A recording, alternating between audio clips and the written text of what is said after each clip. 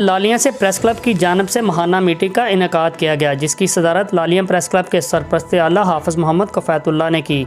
मज़ीद जानते हैं लालियां से अपने नुमाइंदे शेख खुर्रम अब्बास से। जी शेख खुर्रम अब्बास, आगाह करें। बिल्कुल, आज लालियां प्रेस क्लब की तरफ से लालियां प्रेस क्लब का माहाना मीटिंग का इनेकाद किया गया, जिसकी सदारत लालियां प्रेस क्लब के सरपरस्त आला हाफिज़ कफ़ायतुल्लाह ने की है।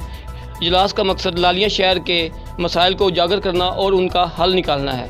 इसी सिलसिले में मेरे साथ मौजूद हैं लालियां प्रेस क्लब के सदर मलक खालिद शरीफ साहब, उन्हीं से जानते हैं। जी बिल्कुल, लालियां प्रेस क्लब ने हमेशा लोगों की आवाज़ बना है और मज़लूम की हमेशा दादरसी करने की कोशिश की है और लालियां के जितने मसाइल हैं उनको उजागर करने की कोशिश की है।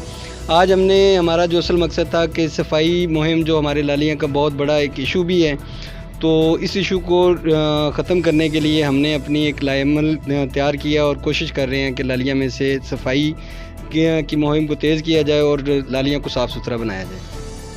जी बिल्कुल, उनका कहना था कि लालियां प्रेस क्लब ने हमेशा मुस्बत सहाफ़त की है और मज़लूमों की आवाज़ ऐवानों तक पहुँचाई है। जी।